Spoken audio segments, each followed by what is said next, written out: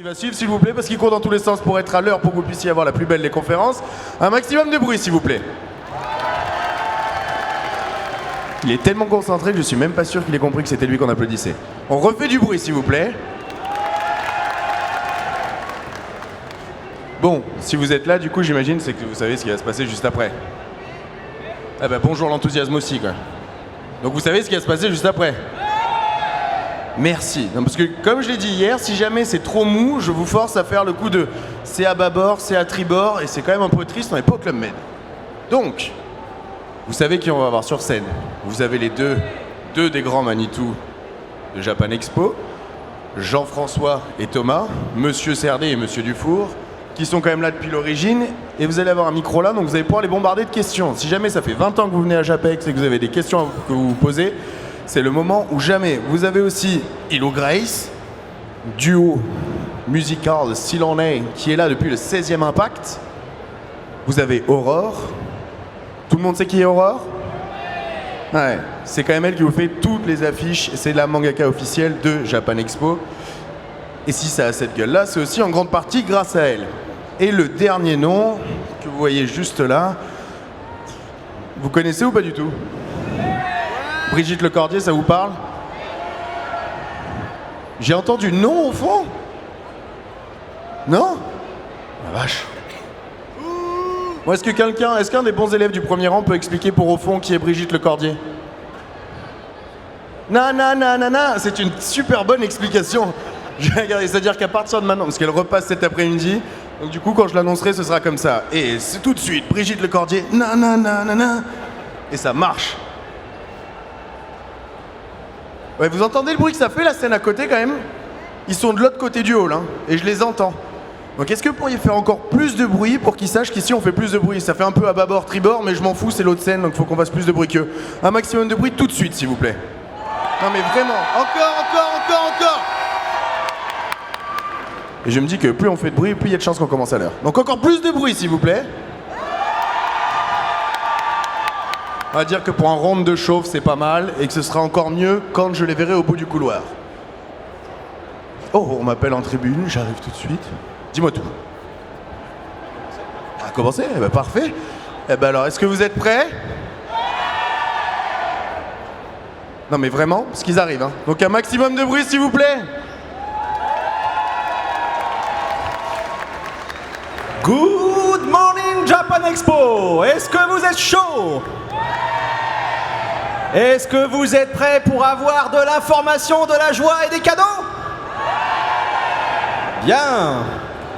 Eh bien, nous allons donc débuter la conférence sur les 20 ans du festival Japan Expo. 20 ans de passion. Est-ce que vous êtes fan d'anime et de manga? Est-ce que vous venez voir le cosplay? C'est bien, vous suivez. Donc pour ces 20 ans, pour cette conférence 20 ans, je vous demande d'accueillir comme il se doit nos hôtes, Jean-François Dufour et Thomas Sirdet, organisateurs et fondateurs du festival.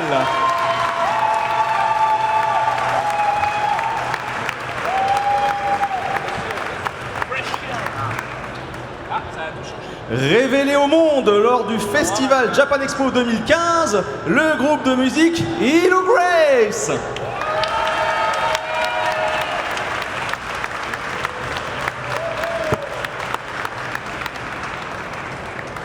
Accompagné de la traduction, bien sûr. Depuis 14 éditions, elle réalise l'affiche du festival. Merci d'applaudir Aurore.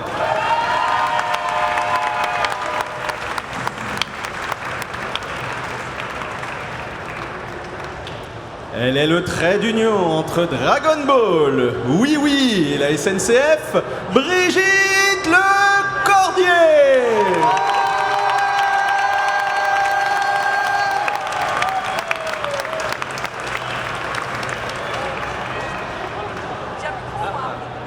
Ah c'est bien, vous êtes chaud, ça fait plaisir.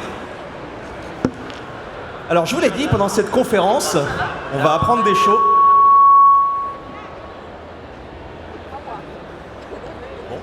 Donc je vous disais, allô? Oui, c'est bon. On va apprendre des choses et notamment, on va faire un jeu pour vous pouvez gagner plein de cadeaux grâce au site Kahoot. Donc pendant toute la conférence, on va vous poser plusieurs questions. Et le meilleur d'entre vous repartira, même les meilleurs d'entre vous repartiront avec des cadeaux à la fin de la conférence. Je peux jouer moi ou pas? Ah non, toi tu bosses toi. Donc je vous demanderai pour ceux que ça intéresse d'aller sur le site kahoot.it et de taper le code PIN suivant. Voilà, rassurez-vous, c'est entièrement gratuit et tout ce que vous risquez c'est de repartir avec plein de super cadeaux. Il y a un surnom non autorisé qui vient d'être saisi, Gérald. C'est scandaleux.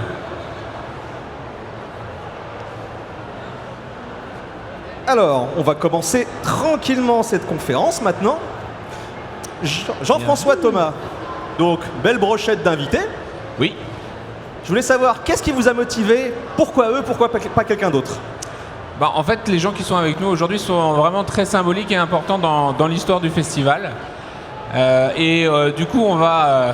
je fais un peu le tour. Honneur aux dames et surtout à la première invitée qu'on a eue sur Japan Expo, puisque en 2001, Brigitte était déjà parmi nous et nous faisait le plaisir de venir faire des conférences sur le doublage. Ma première. On travaillait à l'époque sur Conan, le fils du futur. Voilà. Quel bonheur. Et on avait eu Brigitte avec Annabelle Roux aussi qui est là cette année, Eric Etcheverry qui malheureusement nous a quittés, et Eric Legrand. Voilà. Et donc ça nous semblait important pour fêter les 20 ans de faire revenir la dame qui nous avait fait l'honneur d'être notre première invitée, de prendre le risque de venir dans ce truc à l'espace Austerlitz. C'était génial. Et l'espace Austerlitz, c'était une grande aventure. Ouais. Ensuite, Aurore, on la connaît d'avant, Brigitte quand même, parce qu'on a fait des fanzines ensemble. Et voilà, dans les années 90, on faisait des conventions, on a fait BD Expo, on a organisé des concours de dessins pour BD Expo ensemble, parce qu'Aurore, elle avait un fanzine qui s'appelait My City à l'époque. Et pendant des années, voilà, on était voisins de stand, on va dire. Et en 2006, quand on a cherché un nouveau dessinateur pour faire les affiches du festival, on a repris contact avec Aurore qui nous a fait le plaisir d'accepter. Et ça nous a tellement plu que du coup, ça fait 14 ans. Voilà, qu'elle fait les affiches de Japan Expo Paris, mais aussi Japan Expo Sud, mais aussi Japan Expo Belgium, mais aussi Japan Expo Centre. Il y a juste Japan Expo USA que Aurore n'aura pas dessiné. Et vous pouvez revoir les anciennes affiches sur l'expo 20 ans, que vous repérez grâce à la tête de Chibidino géante. Et à Ilou Grace alors? Et à Ilou Grace parce que ça a été un coup de cœur incroyable. Jean-François, un jour, il est revenu en disant j'ai vu un groupe, il est fou. Voilà, ils ont mis la première fois les pieds dans Japan Expo, c'était aux États-Unis. Et on a trouvé un groupe super énergique et des personnes super gentilles. Et du coup, on s'est liés d'amitié avec eux. Et ils font partie maintenant des invités qui sont venus à le plus de Japan Expo, parce qu'il y avait un concours entre Ilou Grace et Sozansei. Et ils ont fait de nombreuses visites en France, aux États-Unis, sur Japan Expo. On les adore, on trouve qu'ils méritent plus de succès qu'ils n'en ont actuellement. Et donc on avait envie aussi de les mettre un petit peu dans la lumière de cette conférence 20 ans. Mais je pensais que t'allais... Et en plus, ils nous ont fait l'honneur cette année, puisqu'on a un petit peu de la famille maintenant, d'avoir fait une chanson qui est dédiée aux 20 ans de Japan Expo et qui va devenir notre hymne. Alors, une chanson dédiée aux 20 ans de Japan Expo. Est-ce que la régie pourrait nous diffuser un extrait? Un petit extrait. Dancing of light in colors, I'm taken into the beauty and the beating gets tight and deeper the rap. Voilà, c'est un petit extrait, mais vous pourrez les revoir en live. Et on les remercie du fond du cœur. Un grand merci à eux, mais aussi à Brigitte et Aurore, évidemment, d'être parmi nous aujourd'hui. Merci à vous. Gérald, je crois qu'on a trop meublé et qu'il va me dire qu'il faut aller plus vite. Non, je voulais juste savoir, parce que moi ça m'intéresse, le groupe Ilou Grace, donc on vient d'écouter un extrait de leur hymne. Moi je voulais qu'ils nous en parlent un peu plus. Comment ils ont conçu cet hymne? De quoi ils parlent? Faites-moi rêver, faites-nous rêver.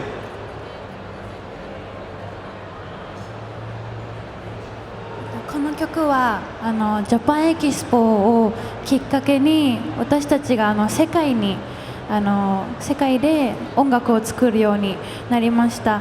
で、なんだろう、その広い世界を思って作る、何か自由に羽ばたくことを書いた曲です。はい。Ils ont écrit cette chanson en pensant qu'elle serait destinée à l'ensemble du monde, destinée au monde entier, et ça les a beaucoup inspirés et ils ont accordé beaucoup d'importance à cette chanson. Voilà Gérald, j'espère que ça répond à tes questions. Merci beaucoup. Nous avions dit que nous allions jouer. Eh bien, nous allons jouer. Oh là, oh, mais vous êtes nombreux. C'est bien. Donc, est-ce que vous êtes prêts à jouer? 80 joueurs. Allez, j'aimerais bien qu'on monte jusqu'à 100, s'il vous plaît. À défaut du million. Ça Allez. monte, ça descend, c'est bizarre. Ça monte. Bon. Ah, 84. Eh bien, allons-y pour les 86. 86. Allez, encore un petit peu. Allez. Le million. Bon. On va s'arrêter à 86. Allez, la régie. On va lancer la première question, s'il vous plaît. On commence par des questions faciles. Voilà, première question sur 6. C'est simple, ça va être de plus en plus dur.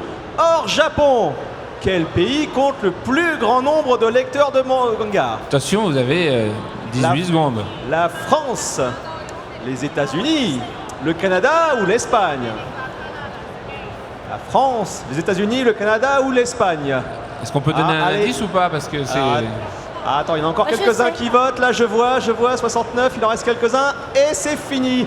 Et la bonne réponse était bien évidemment la France. Bravo à tous. Cocorico, vous êtes les plus gros consommateurs de manga. Félicitations, hors Japon.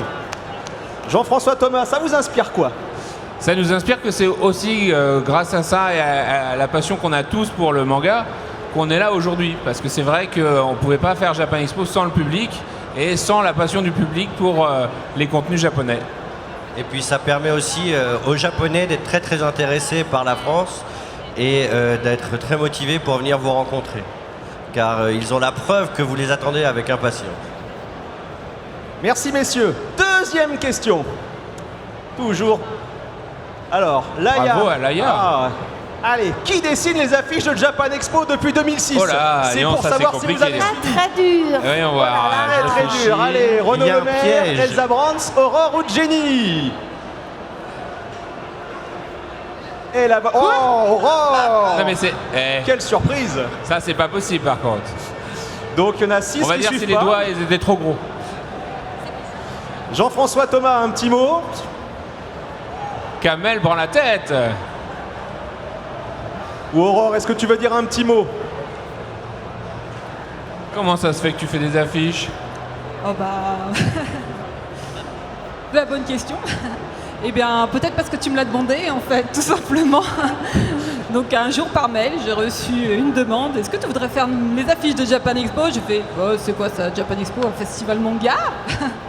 Donc, bien évidemment, j'ai accepté parce que les festivals manga, j'en faisais déjà depuis très longtemps parce que je faisais un fanzine. Et puis aussi parce que Jeff, je le connais depuis très très longtemps, depuis le début. Donc, ça semblait vraiment naturel de rester dans cette continuité. Ça te prend combien de temps pour faire une affiche? Oula! Un jour, 2 jours? Ah, une c'est heure? très difficile parce que... 2 ans?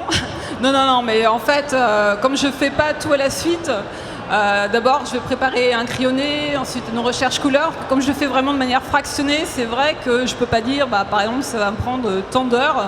Je fais au fur et à mesure et je fais la validation au fur et à mesure de la création de l'affiche. Puis en vrai, on est très très embêtant. Alors on lui dit, mais alors le petit machin là, est-ce qu'il pourrait être là? Puis celui-là, est-ce qu'il pourrait être...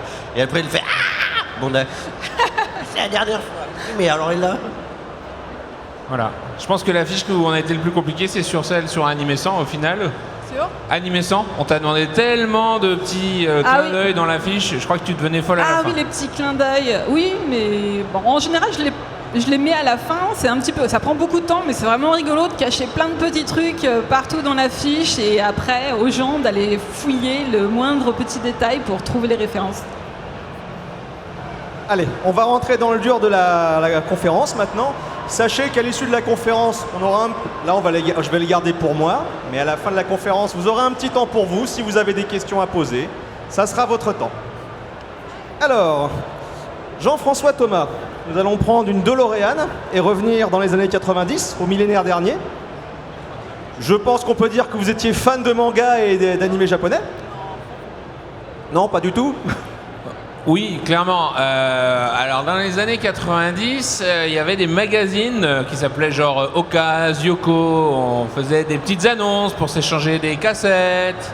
Les cassettes, tout le monde n'a pas connu ça, mais c'est des trucs, fallait les rembobiner pour les regarder. Voilà. Donc à l'époque, il n'y avait pas beaucoup d'éditions, on s'échangeait des choses et puis on a monté une association de fans pour promouvoir la culture japonaise dans son ensemble, avec, bon, comme maître mot, le manga et l'animation. Et là, du coup, je rencontre Thomas, qui lui est plus jeune que moi, hein, donc du coup, il est encore à l'école et il organise cette année-là le festival BD des grandes écoles. On participe à l'organisation, puis on se dit qu'on va faire plein de trucs et on rencontre plein d'associations pour mettre des contenus manga parce que les plus vieux nous avaient dit non mais le manga c'est sympa mais c'est pour vous les gamins, allez-y. Et on a rencontré Jean-François entre autres, puis une autre association et puis finalement on a dit bah non on va prendre notre association parce que ce qu'il nous propose c'est du plus joli rêve et du coup on s'est fâché. Ouais. Fort. Et puis en fait, ce qu'on nous avait promis, ben, ils l'ont pas fait. Alors l'année d'après, on s'est retrouvés, on a rediscuté. Ce coup-ci, on est parti dans la version réaliste et ben, on s'est plus jamais quitté. Voilà, et puis du coup, le premier Japan Expo, on l'a organisé au sein d'une association, l'association JAD, ça voulait dire Japan and Animation Development, voilà. Et on organisait des conventions. Et en 1999, après un voyage au Japon, on décide qu'il faut trouver un nom qui reflète ce qu'on a envie de promouvoir. Et très concrètement, à l'époque, on connaissait beaucoup aux États-Unis à la convention qui s'appelle Anime Expo. Et on s'est dit, c'est bien, mais nous, on veut parler du Japon. Donc on a décidé en 99 d'appeler ça Japan Expo. Mais juste pour que ça soit bien clair, notamment pour les gens de Wikipédia qui pourraient éventuellement tomber sur une vidéo, le premier Japan Expo a eu lieu en juin 2000, pas en 1999. Donc on fête le 20e anniversaire, mais c'est la 20e édition. Ok, mais 2000. On a un peu triché au début. 2019, voilà. On a fait deux la même année, on était fous. J'espère que tu écoutes bien, public, parce que peut-être qu'il y aura une autre question Kahoot sur tout ce qu'on vient de se dire, ou pas, mais gardez l'application Kahoot près de vous pour les prochaines questions. Jean-François Thomas, donc vous nous avez un petit peu expliqué voilà, la mise en place du Japan Expo 2000. Moi, je voulais qu'on revienne sur un mot qui va frapper peut-être les plus anciens parmi vous. Qui connaît le Club Dorothée dans l'assistance? Levez la main. Vous êtes vieux, félicitations. Jean-François Thomas, pour ceux qui ne connaissent pas, qui sont jeunes, qui était au Japan Expo d'ailleurs en 2000? Vrai? Est-ce que vous pouvez vous lever les vétérans, que tout le monde vous voit? Les vétérans. Voilà, félicitations, félicitations, vous pouvez les applaudir, ils sont toujours là. Merci. On vous revoit dans 20 ans, messieurs, dames. Est-ce que vous pouvez nous expliquer, Jean-François Thomas, un petit peu, parce que Brigitte est là en plus, donc bonne transition, le Club Dorothée, un petit peu, l'importance que ça avait à l'époque pour nous, fans d'animé japonais? Alors j'étendrai ça, hein, parce que le Club Dorothée, oui, la 5 aussi, hein, parce que dans la fin des années 80, début des années 90, on a beaucoup regardé de dessins animés japonais à la télé. On avait cette chance-là, il y en avait partout. Et le Club Dorothée, avec l'arrêt de la 5, est devenu un monument et a duré jusqu'en 97. Mais c'est vrai qu'au début, il y avait tout un tas de dessins animés sur TF1 et la 5. Et forcément, en doublage, Oui, merveilleux, parce j'en ai que beaucoup dirigé, oui, en effet. j'aime bien les doublages de nos jours, mais il y a une petite touche pour les doublages plus anciens. Oui, oui. Il y avait Vas-y Julie, J'aime la gym. Ah là là, ouais. Théo et Cynthia, la batte de la victoire. tout ça, voilà, des séries. Vous avez fait du sport grâce à moi. On faisait un peu plus tard les devoirs parce qu'il fallait regarder Youpi, l'école est finie, le Club Dorothée et tout ça. Youpi? Bon bah voilà, j'apprends quelque chose. Brigitte faisait le générique de Youpi, l'école est finie. Et on a donc grandi avec ça, commencé après à lire des mangas en version française tardivement, parce que c'est vrai que ça a commencé doucement. Et puis fin des années 90-2000, l'explosion. Donc voilà, on a connu ça. Et puis quand 97, le Club Dorothée s'arrête, c'est vrai qu'il y a un grand vide. Il y a eu un choc, oui. Et un grand choc. Et du coup, on a compensé, on a lu plein de trucs. On avait moins de DVD, mais on avait beaucoup de mangas. Et puis ça s'est développé. Japan Expo, je pense, a aidé aussi ces différents marchés à se développer et à se faire connaître. Donc on en est là aujourd'hui maintenant. Hein, mais ce qui est vraiment magique, en fait, c'est que le Club Dorothée ou la télévision, ça a créé pour nous, ça a été les premières générations où on avait les mêmes héros. C'est-à-dire qu'on était capable, vous étiez à Paris, vous rencontriez un Marseillais, et on avait les mêmes héros. Et ça a fédéré, et c'est vrai que du coup, quand on faisait les conventions, puis quand on a fait Japan Expo, c'était pour se réunir entre gens qui aimaient en fait les mêmes héros, qui aimaient la même culture. Et c'est grâce à la télévision et grâce au dessin animé. Et donc, mais c'est surtout parce qu'à l'époque, c'était quand même très mal vu d'aimer le manga, quand même, il faut préciser. Donc de se retrouver ensemble, on était dispersés sur toute la France, c'était quand même assez magique à l'époque où il n'y avait pas de moyen de communication autre que le courrier, et parce qu'il n'y avait pas Internet. Donc c'était vraiment incroyable de se réunir sur un festival. Le premier site Internet de Japan Expo, on l'a fait en 2001, et je me souviens de l'avoir programmé moi-même d'ailleurs, mais Internet, ça a beaucoup aidé dernièrement. À l'époque, c'était des choses qu'on n'imagine pas. Hein. Il y avait aussi des tubes cathodiques. Alors, quand vous vouliez des grands écrans comme ça, vous pouviez pas. Hein. Aurore, nous avons évoqué tout à l'heure donc que tu faisais l'affiche depuis quelques années. Depuis combien d'éditions, le public? Bon, j'entends pas, mais on va dire que c'est ça. 14 ans, ils ont dit.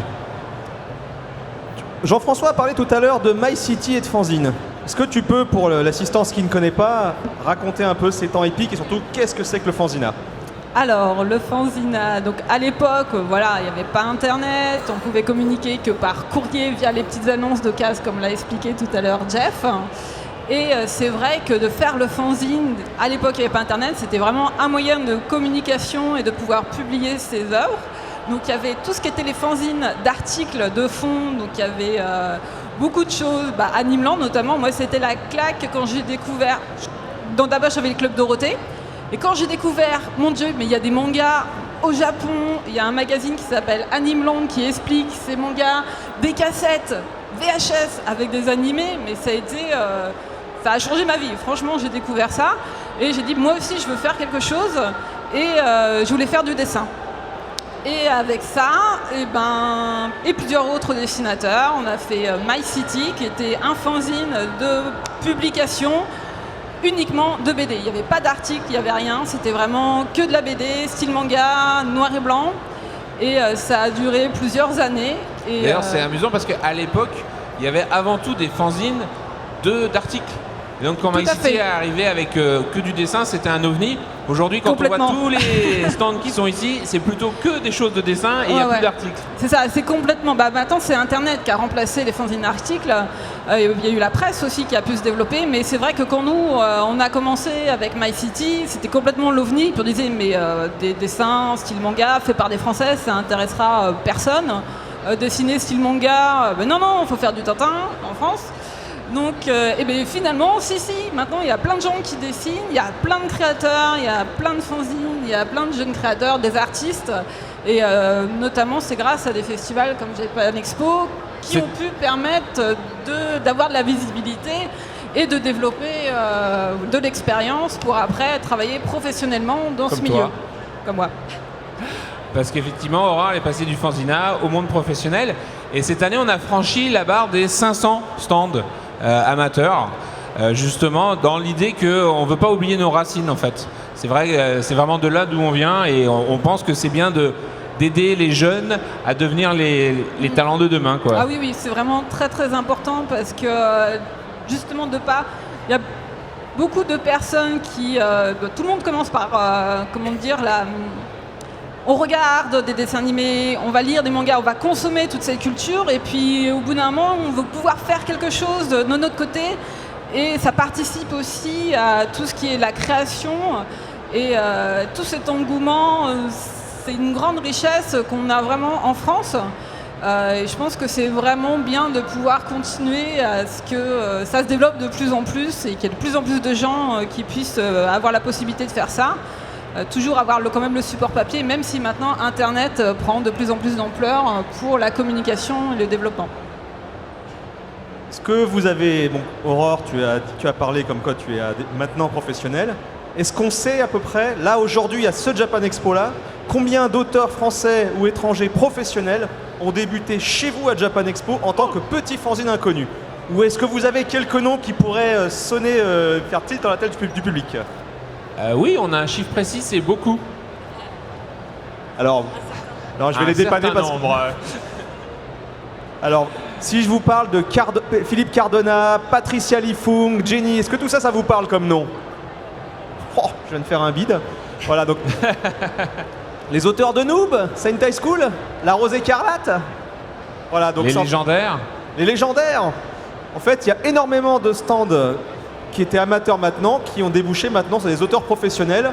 Parce que, voilà, Japan Expo, comme disait Aurore, comme disait Jean-François, c'était le seul moyen qu'on avait, plus ou moins, de se faire connaître quand on était fanzine et auteur. Et c'est un peu grâce à vous, justement, que maintenant, eh ben, ils sont devenus professionnels. C'est grâce à des rencontres magiques comme on a aujourd'hui, comme il y a eu il y a 20 ans. On peut notamment citer, je me remémore effectivement, Thomas me disait Vanra qui est maintenant publié chez Glénat. Et c'est amusant parce que pour les 15 ans de Japan Expo, Vanra avait fait une BD qui racontait l'histoire de Japan Expo pour nous. Voilà, et maintenant elle est publiée chez Glénat. Mais elle est toujours dans les espaces fanzines. Nous allons jouer à nouveau avec le site Kahoot pour 2 nouvelles questions. Ressortez les téléphones. Préparez-vous, ça va être chaud. On va monter un petit peu le niveau. Et vous allez voir que... Alors Kamel, pour l'instant, tu es en tête devant Mizuho et Raywill 95. 95, j'espère, c'est pas ta date de naissance, c'est ton département. En quelle année la fréquentation de Japan Expo a-t-elle franchi les 200 000 visiteurs? C'est plus dur. 2011, 2012, 2013 ou 2014?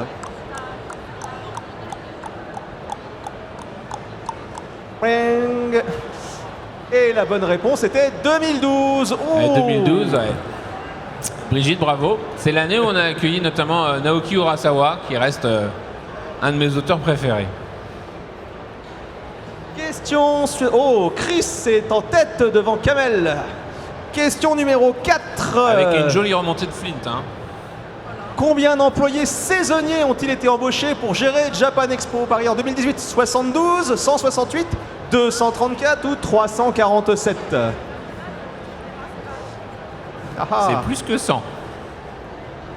Et la bonne réponse était 234. Eh oui. Non. La bonne réponse est 347. Et ouais.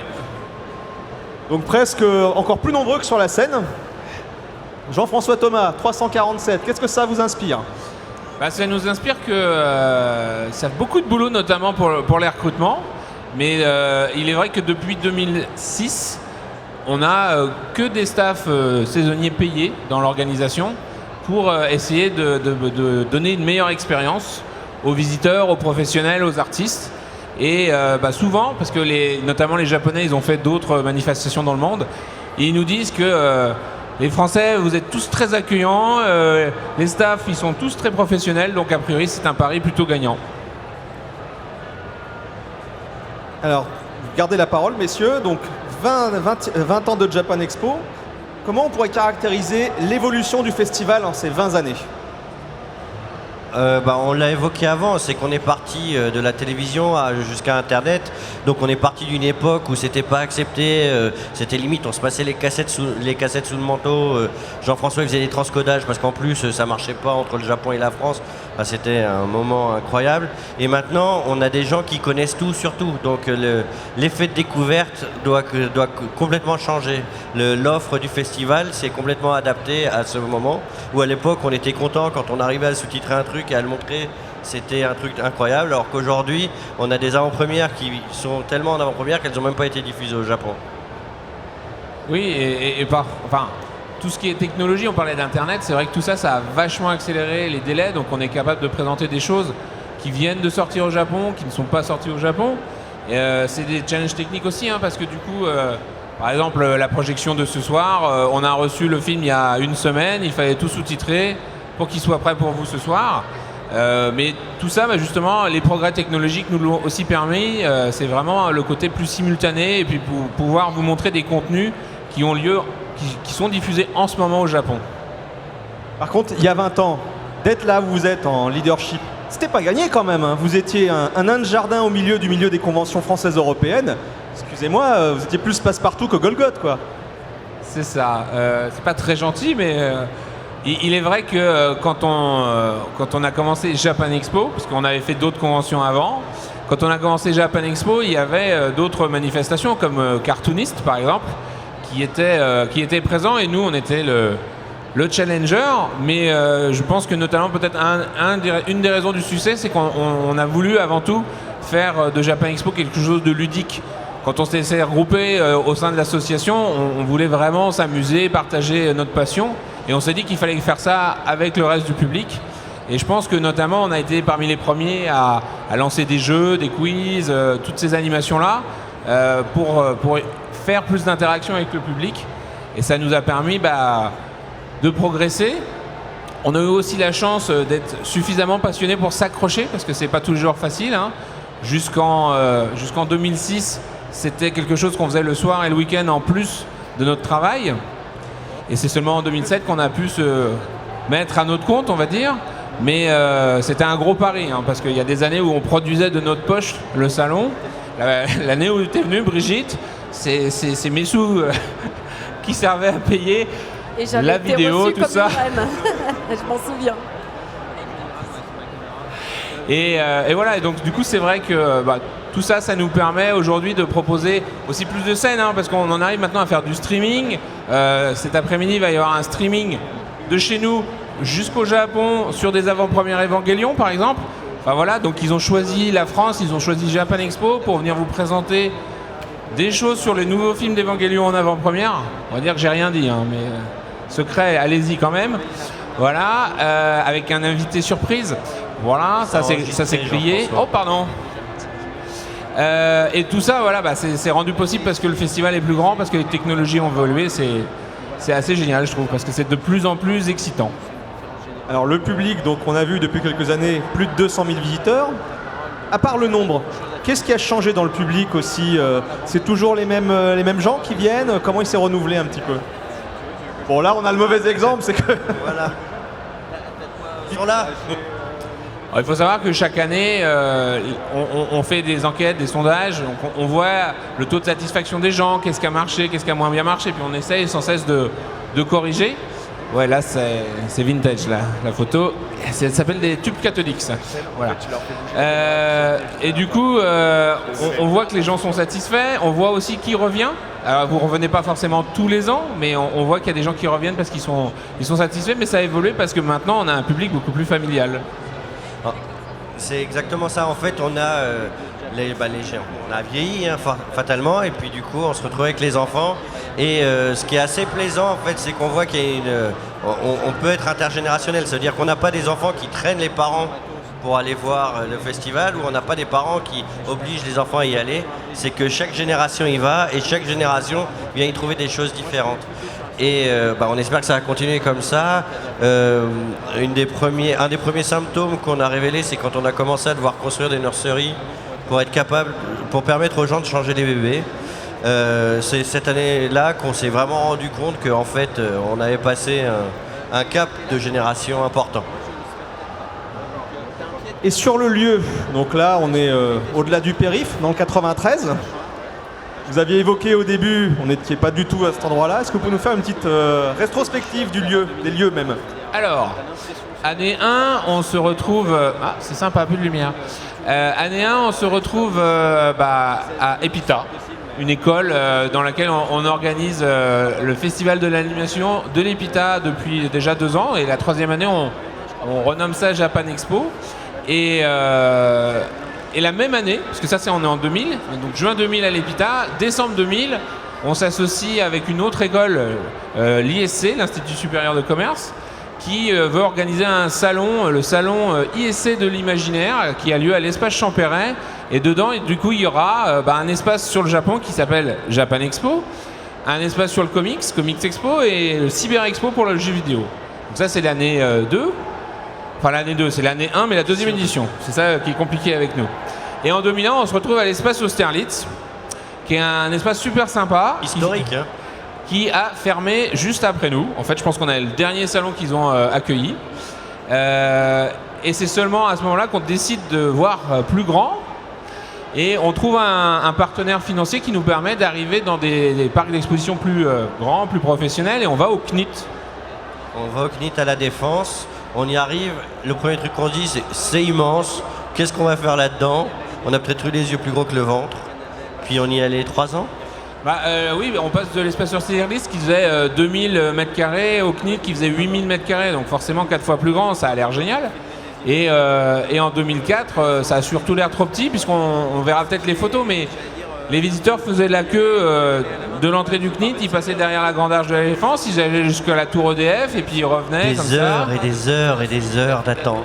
Et cette année-là, on a dû refuser certaines entrées parce qu'on n'avait plus la possibilité, en termes de capacité, de faire rentrer des gens. Donc dès qu'il y en avait un qui sortait, on lui disait vous n'êtes pas sûr de rentrer, et on faisait rentrer quelqu'un d'autre. Et puis voilà. Donc c'était pas une très bonne expérience parce que avoir des gens qui ont fait le voyage parfois de partout en France et qui ne peuvent pas rentrer, c'est très frustrant. Donc on décide de chercher un autre lieu. C'est plus compliqué que prévu, donc en 2005, on fait une pause, on fait pas de Japan Expo. On a quand même fait Taifu Festa au passage, mais c'est parce qu'on s'ennuyait. Et on décide de prendre Et on l'a trouvé ici. le parc d'exposition de Villepinte en 2006. Alors la première année, on n'est que dans le hall 5A. Donc c'est le grand hall qui est là-bas avec la verrière, parce qu'on avait envie d'enfermer les gens et ne pas pouvoir les laisser sortir. Donc on s'est dit, tiens, il y a une verrière, ils pourront aller fumer s'ils veulent, prendre l'air, etc. Et puis petit à petit, on a grappillé. Voilà, on grignote, on y va. On a récupéré le hall 5B où on a Ichigo et Karasu maintenant. Après, on leur a pris le petit couloir en leur disant mais il vous sert à rien là, le petit couloir entre le hall 5A et le 6. Si seulement. Et du coup, bah voilà, on grappille le 5A, le 5B, le 4, et puis finalement on a laissé tomber le 4, on a pris le 6, et puis maintenant on a repris le 4, voilà. Et on a gardé le 6. Et on a gardé le 6 pour finir sur le salon, cette année fait 140 000 m². Il reste 3 halls vides, hein, si vous avez des idées. Nous on en a. Ou si vous avez beaucoup d'amis qui veulent venir. Hein. En 2001, Brigitte, souvenir. Vous étiez peut-être en train de travailler et un jour, Japan Expo vous contacte. Comment ça se passe? Qu'est-ce qui s'est passé ce jour-là? Dites-nous tout. En fait, oui, effectivement, il y a 2 huluberlus qui m'ont appelé pour venir à une réunion avec des copains. Et puis, naturellement, je suis venue parce que je savais que c'était on venait de faire effectivement Conan le fils du futur. Et on s'était rencontrés, je savais que c'était des fans de manga et tout ça. Et il faut dire qu'à l'époque, c'était pas évident d'être fan de manga, enfin, de mon point de vue. C'est-à-dire que quand tu faisais du manga dans mon métier, c'était comme si tu faisais quelque chose d'un peu sale, d'un peu pas bien, quoi. Donc comme j'ai vu des gens arriver avec des magnifiques yeux grands ouverts, qui avaient tellement envie de me voir, je les ai suivis. Et puis là, ils me disent, on va faire une conférence, Brigitte, sur le doublage avec Éric Legrand et Éric Etcheverry. Et on s'est regardés tous les trois, on s'est dit, mais il va y avoir personne ne nous connaît. Parce qu'à l'époque, personne ne savait, ne s'était posé la question de, est-ce qu'il y a des voix derrière un dessin? Comment c'est animé et voilà, et comment ça marche. Et eux s'étaient posé la question, étaient venus vers nous. Et on est arrivé sur scène. Et on se disait, je sais pas ce qu'on va dire et tout ça. Et en fait, il y avait des milliers de gens qui nous attendaient. Et là, pour la première fois, on a réalisé en fait que derrière l'écran qu'on avait vu pendant des années dans une petite salle toute noire, eh bien, il y avait des milliers de gens. Et depuis, grâce à la Japan, c'est ma première rencontre avec mes fans, quoi, grâce à vous. Et depuis, mon chemin, il n'arrête pas. Je suis invitée partout et vraiment. À juste titre. Le premier point de départ était Japan Expo, la première. Voilà. Je pense qu'on a tous pensé. Maintenant, je vous rencontre tous. On a tous pensé qu'on n'avait pas possibilité de rencontrer ces gens avec qui on a grandi. Et donc c'était un peu une révélation pour nous aussi de se dire, oh mais en fait on peut les inviter, on peut les rencontrer, on peut les faire parler. Si on leur Oui. parle, ils nous répondent et tout. Et puis en plus, vous aviez été certainement très malin parce qu'à l'époque, il n'y avait pas Internet. Aujourd'hui, les gens, ils me joignent facilement, aisément par Internet. Tu as toujours un moyen de pouvoir passer dans un tuyau, dans un autre, en disant oh, « J'aimerais bien t'avoir, je te connais pas, mais je fais un truc à tel endroit, est-ce que tu viens ?» Tandis que vous n'aviez pas ça, il y avait à peine le Minitel, je crois. Donc, Le Minitel. oui, le truc, tu sais. À l'époque, c'est posé la question de savoir s'il fallait faire un 3615 Japan Expo. Et Voilà. alors du coup, les... Et du coup, vous êtes tous apparus à nos yeux et quel bonheur, quoi. Alors, 2001, 2019, 18 ans. Pour vous, Brigitte, en ces 18 ans, qu'est-ce qui a changé à Japan Expo en quelques mots, hein, parce qu'il y en a beaucoup, mais... Oh là là, beaucoup. Ce qui a changé, c'est effectivement l'immensité. Et puis, effectivement, ce qui m'a beaucoup frappé au cours de toutes ces années, c'est que au départ, je représentais quelque chose de plutôt négatif aux yeux des parents. C'est-à-dire que c'était pas une belle culture, c'était pas bien à partager. Et maintenant, j'adore parce que les gens, ils viennent en famille. Les parents disent ah mais c'est la dame qui a fait Dragon Ball et tout ça. Et le petit dit mais non, mais je sais, c'est moi qui te l'ai dit. Et voilà, ils se battent pour savoir qui est le plus grand fan. Et c'est assez marrant. Et c'est un partage, quoi. Maintenant, on arrive à partager avec tout le monde. Et c'est vachement bien, c'est positif, c'est gai. Et on fait plein de choses. Et ce qui est chouette, ce qui s'est passé entre-temps, c'est que du coup, les fans ont grandi. Et comme tu dis, avec Aurore et tout ça, il y a plein de gens qui ont été dans ce sillage-là, qui sont très créatifs. Et à leur tour, ils m'appellent pour travailler avec eux. Et du coup, je travaille avec la jeune génération. Et ça, c'est un bonheur, mais sans nom. Voilà. Allez, une dernière petite question, Brigitte, avant qu'on passe aux nouvelles questions Kahoot. Gardez Kahoot près de vous pour répondre aux questions. Brigitte, j'en ai même deux. Allez, soyons gourmands. Votre voxographie a évolué en 18 ans. Vous avez quand même doublé beaucoup de choses. Vous faites rêver beaucoup de gens. Est-ce qu'on vient toujours vous voir que pour Dragon Ball ou en convention, on va vous demander des choses sur d'autres voix que vous avez doublées depuis? C'est ça qui est bien, c'est que le public, il évolue aussi avec nous, évidemment. Tout le monde me connaît parce que j'ai fait les voix de leur enfance. Et puis on a grandi ensemble et puis tout le monde a l'impression de me connaître. Et ils ont tous l'impression que je fais partie de la famille. En fait, ils me connaissent mieux que moi, je me connais. Et parfois, il y a des gens qui me disent « Je suis restée plus souvent avec toi qu'avec ma maman ». Des fois, ça fait peur, mais c'est vrai. Et voilà. Et voilà. Et donc, j'ai accompagné tous ces gens tout au long de ma route. Et comme aujourd'hui, je fais des choses avec ces gens qui ont grandi, et bien aujourd'hui, bien sûr, on me fait venir pour Dragon Ball parce que c'est un petit peu la petite Madeleine de Proust, mais on me fait aussi venir pour la petite mort de David Mourier, et j'en suis tellement heureuse. Et j'ai commis aussi des choses pas très bien, mais qui me font tellement rire, qui s'appellent Pipoudou avec Bobby Pills ou les Cassos. Et ça, c'est pareil, c'est travailler avec des équipes d'aujourd'hui et de pouvoir y placer ma voix, mon talent et puis mon savoir-faire. Voilà. Et la deuxième question qui concerne aussi Jean-François Thomas. Cette année, on vous entend aussi dans les gares. Alors, ça y est, nouvelle vocation, vous changez de carrière? Absolument, je vais remplacer Simone, que j'aime beaucoup, que je salue d'ailleurs. Oui, pour la Japan, cette année, c'était les 20 ans et effectivement, j'ai marqué ça sur mon mur et tout ça. Il y avait des employés de la SNCF qui sont, enfin, des employés pratiquement tous, en fait, sont de votre génération. Et en fait, complètement fans, ils me disent oh, ça serait super si le train, il marchait grâce à Son Goku, avec son nuage magique et tout ça. Et du coup, ils m'ont proposé de venir faire les voix de la SNCF. Et j'ai couru, quoi. Ça m'a fait, mais vraiment, c'est le genre de choses que j'adore. C'est surprenant. Et Et je me suis dit que ça vous ferait plaisir aussi d'être guidé, parce que le métro, il n'est pas toujours fastoche, quoi. Le RER, il est bondé. Surtout hier soir. Ouais, c'est ça. Je crois que Et grâce à toi, maintenant, les gens, avant même d'arriver à Japan Expo, ils sont déjà à fond dedans. et voilà. Et merci de m'avoir suivi dans cette aventure, quoi. J'espère qu'il y en aura d'autres d'ailleurs. Et toi, tu viens en SNCF ou en nuage magique? En nuage magique. Ah oui, d'accord. C'est plus Alors- pratique. C'est évident. Alors évidemment, ça nous fait rêver, mais il y a quand même aussi derrière le rêve des petits messages informatifs. Il y avait un but aussi quand même de tous ces messages que vous envoyez. Donc est-ce que Jean-François Thomas, vous pouvez... parce qu'il y a la relation que vous avez aussi avec les pouvoirs publics a bien évolué sur le RER, sur la RATP, SNCF. Est-ce que vous pouvez nous dire un petit mot C'est une reconnaissance aussi, hein, de dire que ce qu'on fait aussi peut être positif et peut servir.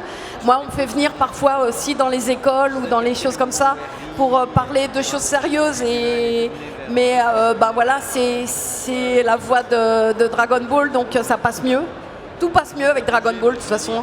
Je crois que je pourrais faire des mathématiques tous les jours, Et là, en perfusion. on n'aurait plus qu'une nation de prix Nobel. Voilà, absolument. Et toi, Jean-François? Ah bah, moi, j'avoue que... Enfin, quand on m'a parlé du projet avec la SNCF, on a sauté à pieds joints dessus parce que c'était extraordinaire. Et l'idée de partage, de faire apprendre aux gens plein de choses, etc. Si en plus tu pouvais donner des cours de maths, comme on vient de le suggérer, j'avoue. Pas de problème, demain. Je suis preneur parce que actuellement j'ai des enfants maintenant. Voilà, je fais partie de ces gens qui ont 20 ans de plus. Effectivement, je pense que tu serais plus efficace que moi. Ça marche mieux, ça marche mieux. C'est impressionnant.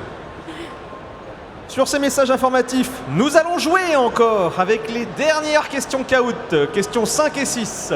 Donc on rappelle, Chris est en tête. N'oubliez pas de garder vos smartphones près vous après, puisque les gagnants devront montrer leur smartphone sur scène à la fin de la conférence pour gagner. Est-ce qu'on peut appuyer sur Next pour avoir la suite des questions 5 et 6? Quel grand nom du manga était l'invité d'honneur de Japan Expo 2010? Go Nagai, Kazuo Koike, Tsukasa Ojo ou Naoki Urasawa?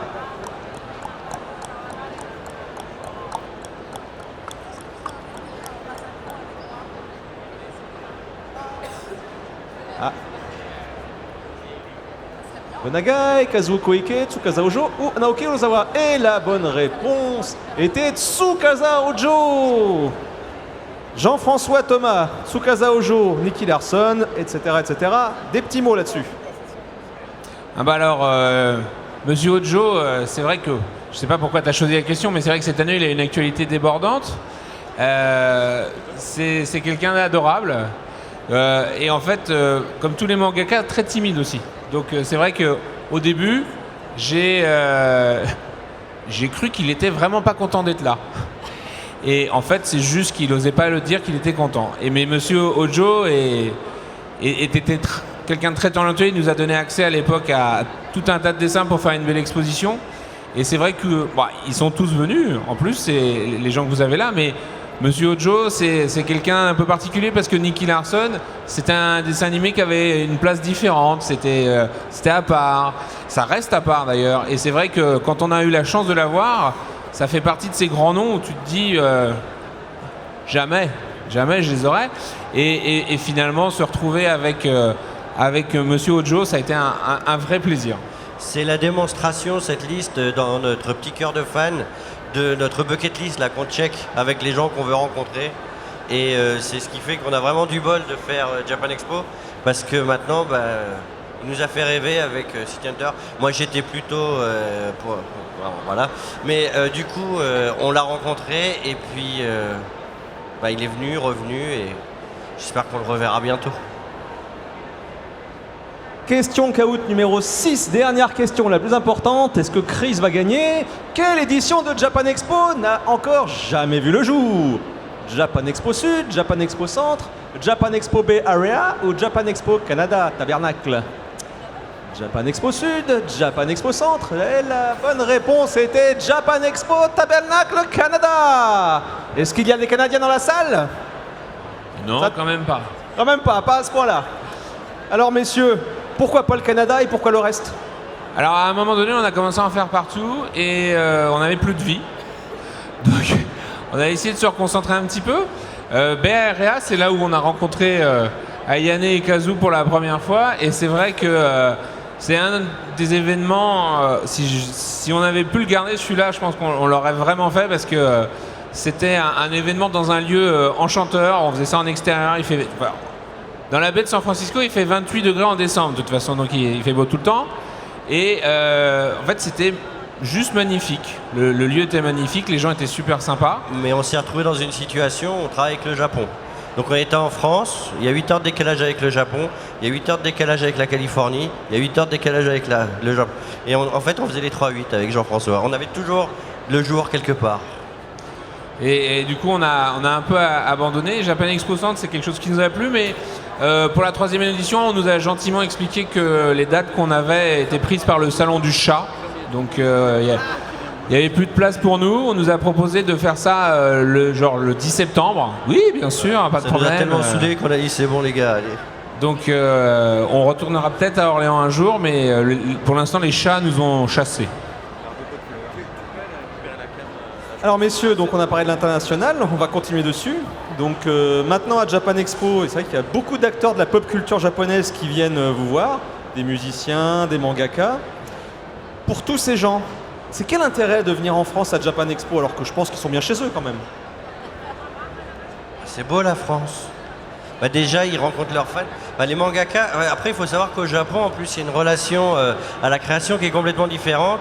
Et les mangakas sont beaucoup plus dans l'artisanat que dans l'art. Et quand on les invite en France, ils se retrouvent devant des fans qui ont une relation avec eux qu'ils ne connaissent pas au Japon. Et en fait, peu à peu, on a réussi à les habituer. Et ils adorent ça. Ils viennent ici, ça les ressource. On a des mangakas qui sont venus chez nous, puis qui après nous envoyaient des messages. Genre, ah, là, je suis arrivé, j'étais fatigué, j'en avais marre. Et ça m'a donné tellement d'énergie que je suis reparti dans des mangas. C'est vraiment quelque chose de fort. Et en tant que Français, on est un petit peu plus direct dans la relation avec les gens. Et du coup, en tant que fan, vous émettez des choses, vous émettez une dose, on va dire, d'amour envers eux qui les surprend, mais incroyablement. Et au même titre que Brigitte disait, mais si on fait une conférence sur la personne, quelqu'un comme Tsukasa Ojo était capable de nous dire, mais qui va être intéressé au fait que je sois là? Donc ce qu'ils viennent chercher ici, c'est vous rencontrer. Souvent, c'est aussi défendre les créations qu'ils ont faites, c'est-à-dire présenter leur œuvre et pouvoir toujours essayer de capter de l'attention de plus en plus de personnes, de plus en plus de fans. Et ça a l'air de marcher puisqu'ils viennent, ils reviennent et en général, ils sont plutôt contents. Tant mieux, c'est bien. Une petite question pour le groupe Ilu Grace. Je voulais savoir, messieurs, dames, donc Japan Expo, on l'a dit, vous avez découvert aux États-Unis, dans la baie de San Francisco. Pareil, comment Japan Expo vous a contacté à l'époque pour cette édition, pour venir chez eux? Un petit peu l'historique. Comment vous avez connu le festival, bien évidemment? アメリカのジャパンエクスポが初めてなんだったんですけど、どうやってジャパンエクスポのことを知ったんですか？5年前だったんですけども、5年前、テレビで、トマさんが、ジャパンエキスポの紹介をされているのを見て、すごくクールな、イベントが開催されているってことは知ってました。Il y a 5 ans, en fait, ils ont découvert par le biais d'un ami l'existence de la Japan Expo et ils ont été vivement intéressés. Et alors du coup, c'est eux qui sont allés voir les gens de Japan Expo, qui leur ont envoyé un petit mail disant « Ah, on est le groupe Ilu Grace, on veut venir » ou le processus en fait derrière. 誰から連絡が取ったんですか？僕が連絡したんですけども、直接会社に連絡してみたんですね。っていうのがその時僕らの作った作品を海外の方に届けたいなって気持ちが強くなってまして、でその時真っ先に頭に浮かんだのがジャパンエキスポのイベントだったんですね。でそれで直接会社に連絡しました。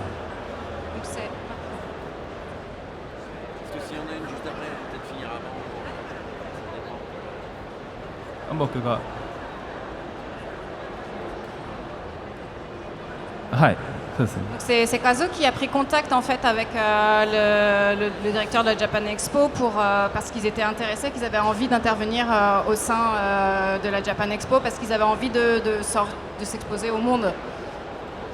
Ça c'est une chance qu'on a maintenant, c'est qu'on est énormément sollicité et du coup on découvre plein de gens grâce à la notoriété du festival nous fait découvrir des gens sans... on a des gens qu'on cible et puis on a des gens qu'on découvre, voilà, parce que faut pas hésiter d'ailleurs si vous avez des artistes qui veulent se faire connaître à leur dire de nous écrire parce qu'on est toujours à l'écoute et on regarde tout ce qui nous est envoyé. Et allez écouter les concerts d'Ailu Grace sur Japan Expo. Donc toujours pour le groupe Ailu Grace, donc vous avez connu Japan Expo aux États-Unis. Maintenant vous êtes parmi nous en France. Bon, on sait que la France c'est plus sympa bien évidemment, mais la différence pour vous entre la première fois que vous êtes venu en 2015 aux États-Unis et aujourd'hui 2019 en France, qu'est-ce qui a changé? Le statut du groupe, qu'est-ce qui a évolué entre-temps? 最初のアメリカの2015年と比べて今年来ていただいて、どんな違いがありましたんですか？どんな変化があったの？ PSA と、グループ的にも自分的にも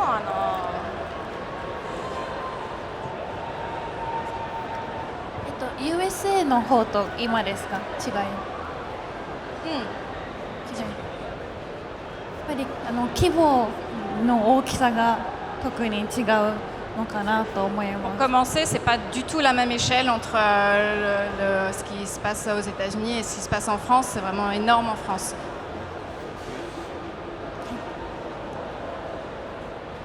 Et d'être en France à Japan Expo, de pouvoir dire qu'ils sont quand ils revenaient au Japon, qu'ils sont allés en France.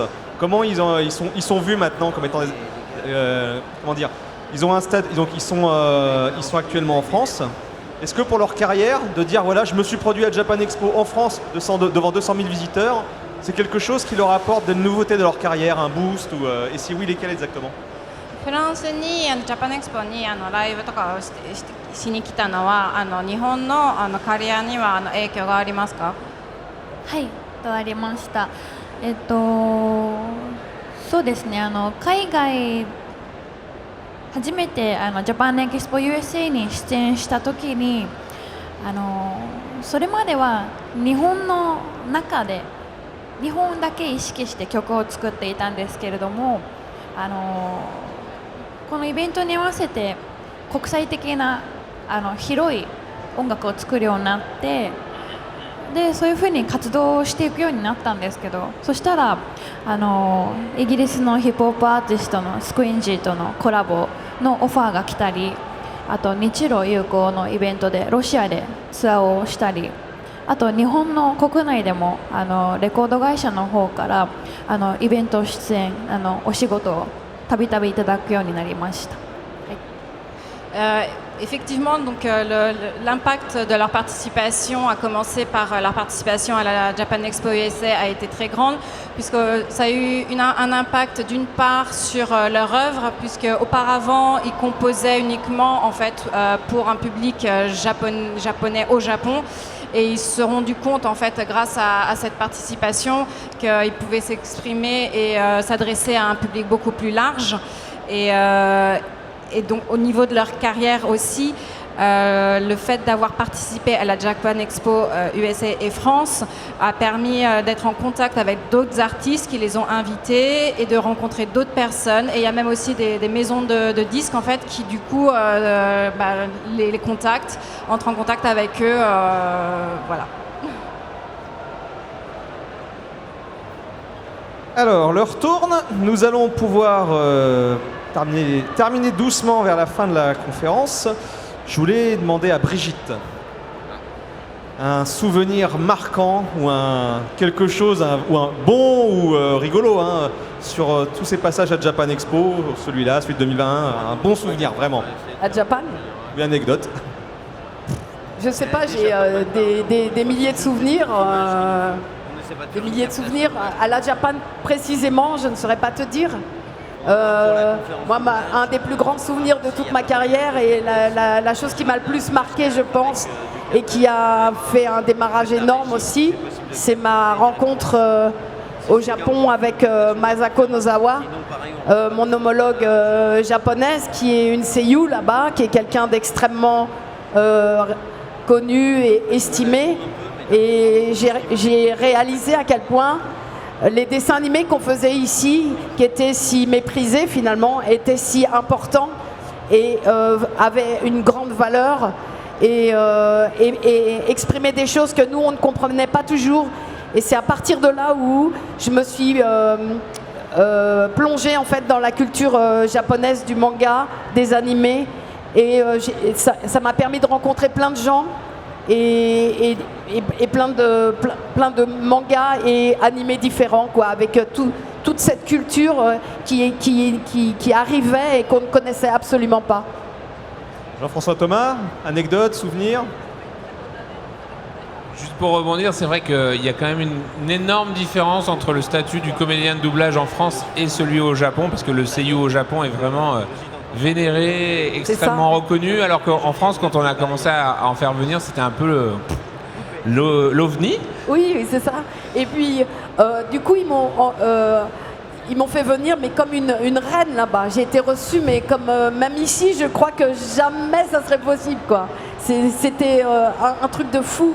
Et je ne comprenais pas ce que je faisais là, ni pourquoi j'étais là. Et ils m'ont fait comprendre au fur et à mesure grâce au seiyuu, justement. Alors, un souvenir pour moi? D'accord. Toi et ou Thomas? Et ou Thomas. Alors, il y en a plein, c'est pareil. C'est vrai qu'on rencontre tous les ans des artistes, alors soit qu'on a admiré quand on était plus jeune, soit qu'on admire aujourd'hui toujours d'ailleurs. Mais on découvre aussi des jeunes talents. La rencontre avec le public, parfois mouvementée, parfois sympathique.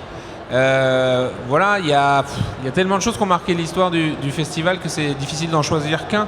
Mais je pense que avant tout, c'est que c'est cette idée de partager avec vous tout ce qu'on aime, de voir que chaque année vous venez aussi nombreux et que finalement on arrive à partager encore pendant 4 jours des moments extraordinaires. Et ce qui est bien dans ce genre de choses, c'est que c'est des choses, voilà, il faut les vivre, il faut être ensemble, il faut en profiter, parce que après ça disparaît malheureusement, mais... C'est la loi de l'éphémère, mais dans les trucs, moi qui m'ont vraiment fait marrer, c'est il y a Miyamoto qui a fait une masterclass en Ichigo, et il a dit il faut que ce soit vous qui introduisiez ma montée sur scène. Très gentil, on n'a jamais fait ça de notre vie, on est comme ça. La salle était pleine à craquer, il y avait un chauffeur de salle, le mec il avait mis tout le monde bouillant, et là nous on monte sur scène, ça crie de partout, puis d'un coup il s'aperçoit que c'est pas du tout Miyamoto qui est là et... Voilà, et c'est sûr que quand vous attendez le créateur de Mario et que vous avez le droit à nous deux, la salle s'est un peu refroidie quand même. Hein. Et après, donc, on le lance, et là, on s'est pris une vague de cris, d'applaudissements, et on a compris pourquoi c'était un petit peu grisant de monter sur scène. Et c'est vraiment un événement marquant parmi d'autres. Très marquant. Aurore, un petit souvenir, une anecdote sur tous ces festivals?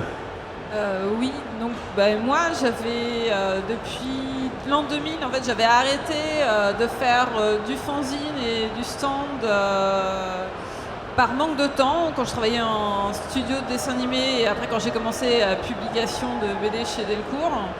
Et l'événement marquant c'est quand j'ai repris donc un stand fanzine à Japan Expo et c'était trop bien. De pouvoir refaire un stand, reproduire des livres, rencontrer le public, c'est vraiment quelque chose, même quand on est professionnel, c'est différent. C'est-à-dire d'aller en librairie, en festival BD classique, et d'aller à Japan Expo, ça n'a rien à voir. Et d'avoir son petit bout de stand, c'est vraiment quelque chose de magique. Et sinon, l'autre petite chose, de faire les affiches, c'est de voir les affiches en grand dans le métro, parce que quand on voit ses propres dessins plus grands que soi-même, c'est quand même assez impressionnant. Et je crois que le pire, c'est des bâches comme ça, avec son illustration, on fait « Ah, c'est bien, on pourrait recouvrir tout l'appartement ». Donc c'était vraiment quelque chose d'un peu marquant. On voit pas ça tous les jours, et on voit ça qu'à Japan Expo en fait. Et pour le groupe Ilu Grace, un anecdote ou un meilleur souvenir de toutes ces éditions? 思い出、はい、いくつかあるんですけれども、まず、まずジャパンエキスポ USA が私たちにとって初の海外ライブでした。Elle en a plusieurs en fait. Un des premiers en fait, c'est leur participation à Japan Expo USA. C'était leur premier live à l'étranger.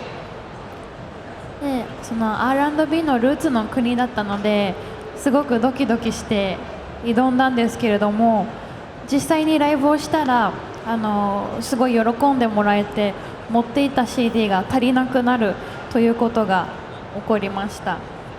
Donc, ils étaient un petit peu stressés puisqu'ils allaient au pays où des racines du R&B, mais ils ont fait leur live tout en étant un petit peu stressés et ils se sont rendus compte qu'ils avaient un public et même qu'ils n'avaient pas ramené assez de CD, tout s'est vendu très vite. あと実はカズがLA 生まれなんですけれども、そのイベント出演をきっかけに初めて里帰りをしました。Et Kazu en fait est né aux États-Unis et ça a été pour lui la première fois qu'il pouvait retourner à sa terre natale finalement. あと、マルセイユではイベントの終わりに音楽を聴いてファンになってくれた子たちからまた絶対来てねと言ってもらって、また音楽を届けたいと思ったことです。Et un second souvenir, en fait, c'était la Japan Expo à Marseille. Ils ont fait leur live et des fans sont venus les voir en leur disant « mais il faut absolument que vous reveniez ». Et ça, c'était un message vraiment très fort pour eux et ça les a beaucoup marqués. あとパリは今回2度目で皆さんが覚えていてくれたことが嬉しいです。Et enfin, en fait, donc là c'est leur deuxième participation à Japan Expo Paris et ils ont été très contents de constater que les gens se souvenaient d'eux en fait. Ça leur fait vraiment chaud au cœur. Il nous reste quelques minutes. Oh, pardon, sorry. OK もちろん私たちの音楽を直接インターネットや SNS ではなく届けることができることが一番嬉しいんですけれども。Kazu est très content en fait de pouvoir, grâce aux technologies, donc par les sites officiels et les sites internet, faire diffuser leur musique. 今こうしてジャンさんやトマさんと今までのジャパンエキスポを振り返る席を設けて語り合うことができることが僕にとっての、ベストなメモリーにこれからなると思います。Mais ils ont conscience que de venir à la Japan Expo grâce aux invitations des grands maîtres là est une opportunité énorme pour eux et c'est d'être là sur cette scène avec eux aujourd'hui qui constituera pour lui un des meilleurs souvenirs. Merci Kazu. Allez, il nous reste un tout petit peu de temps pour les questions du public, donc on évite les questions vie privée, on ne demande pas par exemple au présentateur si c'est les célibataires, la réponse est non. Donc si vous avez des questions pour nos invités, vous levez la main et j'accours vers vous. Ah, je vois un truc vert là-bas, une salade ou... Attention, t'as plus l'âge de faire ça, Gérald. Bonjour. Bonjour. Moi j'avais une Bonjour. seule et unique question qui est très très simple. C'est jusqu'où vous allez aller en fait? Vers l'infini et au-delà? Non, jusqu'où, on ne s'est pas forcément donné de limite, mais on a été à Comic-Con San Diego pour ses 40 ans. On s'est dit qu'après, il faudrait peut-être qu'on arrête quand même. Donc on trouvera quelqu'un pour passer la main. Là, chaque année, on nous propose des choses en se disant tiens, mais ça, on ne l'a jamais fait. Donc on en profite, on a grandi. Mais après, il faut qu'on reste raisonnable parce qu'on veut rester dans quelque chose qu'on peut gérer pour que ce soit vivable pour tout le monde. Simplement, c'est vrai. Bah voilà, vous consommez trop d'électricité. Il va falloir qu'on pédale, s'il te plaît. Voilà, donc non, il y a tellement de choses au Japon qu'on a envie de faire découvrir que pour l'instant, on ne s'est pas donné de limite. Le potentiel, il est infini, donc tant que vous en voudrez, on sera là. On a envisagé les déambulateurs, hein, pour vous dire, on est prêt à aller loin, on est prêt à aller très loin. Allez, une autre question devant. Alors, bonjour. Donc ma question, c'est tout simplement, c'est comment vous faites pour avoir des invités aussi prestigieux tels que Urasawa. Enfin, à chaque fois, vous nous étonnez par les invités que vous ramenez d'année en année. Donc on se demandait comment vous allez les chercher. Est-ce que certains vont directement à vous? Et une question de mon petit frère qui n'a pas pu être là, c'est vous le ramenez quand, Eiichiro Oda? Alors, ça tombe bien, on avait failli faire une vidéo sur Internet pour parler de Monsieur Oda, parce qu'on nous le demande souvent. Je vais faire une petite digression, mais c'est vrai que... Il a bon dos, le petit frère. Hein. Il a bon dos, le petit frère. Les mangaka qui sont publiés dans des magazines hebdomadaires, c'est quasiment impossible de les déplacer. Parce que ils travaillent tout le temps, grosso modo, et que les éditeurs japonais ne vont certainement pas libérer la poule aux œufs d'or, parce qu'un monsieur Oda qui ne décide pas, un Weekly Jump qui n'a pas son One Piece une semaine, c'est 3 millions d'exemplaires en moins, donc forcément, on fait pas le poids. Donc il faut espérer qu'à un moment donné, il fasse une pause entre One Piece et une autre série, peut-être, voilà. Mais pour l'instant, malheureusement, des grands noms comme ça, qui sont en cours de publication, c'est compliqué. Par contre, sur des Urasawa, on a l'avantage que ce monsieur Urasawa, il a repris son indépendance depuis longtemps, donc il est beaucoup moins contrôlé par les éditeurs. Et monsieur Urasawa, il se trouve, c'est génial, qu'on a été en contact en direct avec lui. Mais c'est très variable. Des fois, c'est des agents, des fois, c'est des contacts directs, des fois, c'est des sociétés. Sollicité. Mais c'est un travail de fourmi, en fait. C'est qu'on est en contact avec plein de gens. Et puis on se dit, tiens, on aimerait bien avoir lui. Alors on parle à machin, qui parle à machin, qui parle à machin. Et puis un jour, je sais plus, il y a une théorie qui dit qu'il y a 7 étapes entre n'importe qui dans le monde. Voilà, on remonte les étapes jusqu'à tomber sur la bonne personne. Et du coup, contrairement à la légende, on travaille un peu plus que 4 jours par an. Voilà. Allez, la dernière question pour... La dernière question pour la nouvelle génération. Bonjour, ça serait pour savoir plutôt pour Brigitte Lecordier, ça fait combien de temps que Dragon Ball en animé a commencé?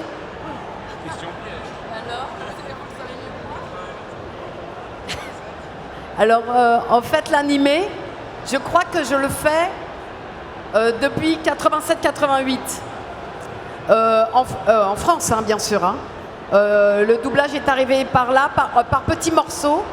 J'ai rencontré d'abord Goku petit dans Dragon Ball, puis après dans Z, et puis après j'ai fait GT, et puis maintenant Kai et S. Voilà, et ça a duré. Mais c'est par petits morceaux, en fait. Vous avez l'impression que je suis restée toutes ces années à faire ça, mais en fait non.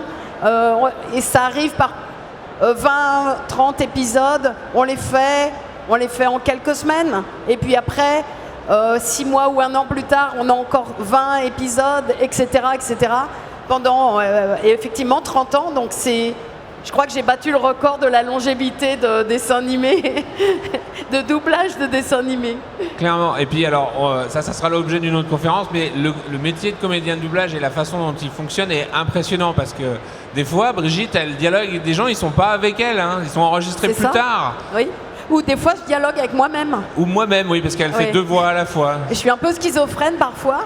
Et voilà, et on en parlera demain. Je pense qu'il y a une conférence demain sur le doublage, je ne sais plus où. Regardez sur le programme. Ça doit pas être loin d'ici. Mais effectivement, c'est un métier formidable et pas toujours facile, mais sympa. Donc 30 ans de Dragon Ball pour toi. 30 ans de Dragon Ball. 30 ans de Dragon Ball, c'est dingue. Ouais. Gérald. Alors, dans un anniversaire, il y a un gâteau. Il n'y aura pas de gâteau là, désolé. Hein. Mais on a mieux que ça. C'est une surprise pour certaines de nos hôtes. J'aimerais bien que nos invités et nos hôtes passent derrière la scène, que le public se rapproche de la scène pour faire une belle photo souvenir qui va être immortalisée par Yann qui va passer de l'autre côté. Voilà. On va faire la photo des 20 ans qu'on ressortira dans 20 ans pour les 40 ans. Et vous faites coucou, pareil, au monsieur à la caméra, genre « Hey, à dans 20 ans, Japan Expo !» Wouh !